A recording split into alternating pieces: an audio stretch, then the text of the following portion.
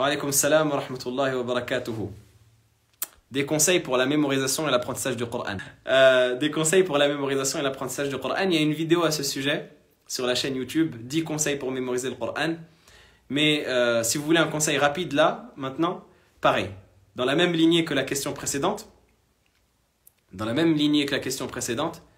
responsabilisez-vous par rapport à l'apprentissage. Il n'y aura personne qui va venir et qui va vous prendre par la main en vous disant « Akhi, s'il te plaît, viens apprendre ton hizb. Akhi, s'il te plaît, viens apprendre ton juz. Akhi, s'il te plaît, répète aujourd'hui. S'il te plaît, répète. » Non, personne. Donc soit vous avez... Je suis désolé d'avoir ce discours un peu direct, mais c'est pour réveiller les consciences. C'est pas pour attaquer ou pour critiquer quelqu'un. Vraiment, pas du tout. C'est juste pour réveiller les consciences parce que parfois on a besoin de ce coup de boost. Il n'y a personne qui va venir vous motiver. Il faut vraiment partir sur cette base-là. C'est fini le cheikh qui vient, qui toque à ta porte, qui dit « Ya Waldi, apprends s'il te plaît, tassilka, apprends, prends ta loha, viens apprendre. » Ça c'est fini. On est à une époque où on est individualiste, on est chacun dans son coin.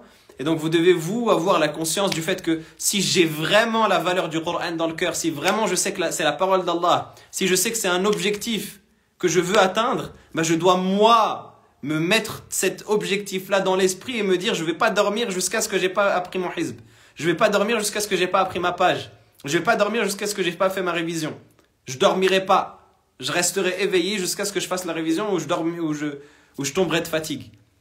Donc voilà, se mettre au travail et essayer de faire un programme en prenant une feuille et un stylo.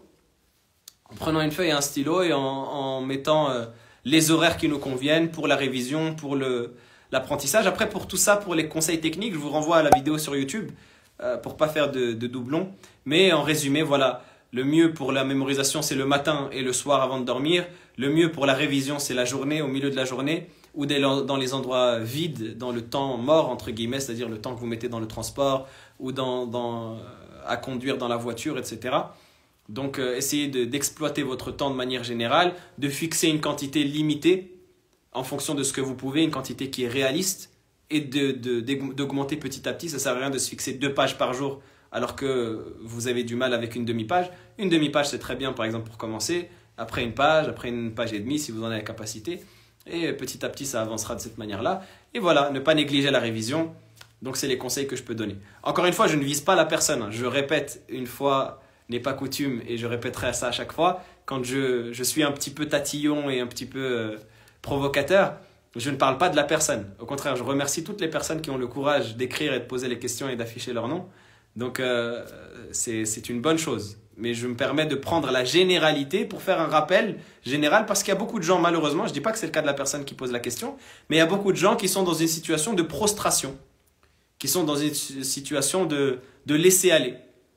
Où ils se disent « Ah, j'aimerais bien apprendre le Coran, j'aimerais bien apprendre le ilm, si seulement je pouvais faire du sport, si seulement. » Et ils restent dans cette situation-là. Oui, mais il n'y a personne qui va venir te prendre par la main, il n'y a personne qui va venir te dorloter et te dire ah, s'il te plaît, viens, Allah yahdik, Allah yahdik, s'il te plaît, viens mémoriser. Non, c'est soit, ou alors blèche, ou alors ça sert à rien. Donc voilà, Allahu a'lam. Et évidemment, après s'accompagner d'un professeur, ça c'est évidemment la base, apprendre avec un professeur qui va aussi pouvoir nous motiver, etc.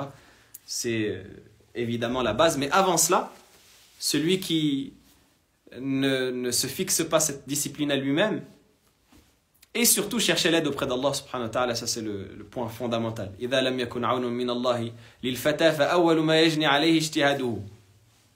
Le poète il le dit, s'il n'y a pas une aide d'Allah subhanahu wa ta'ala pour la personne, ben la première des choses qui sera contre lui, ce sera ses propres efforts.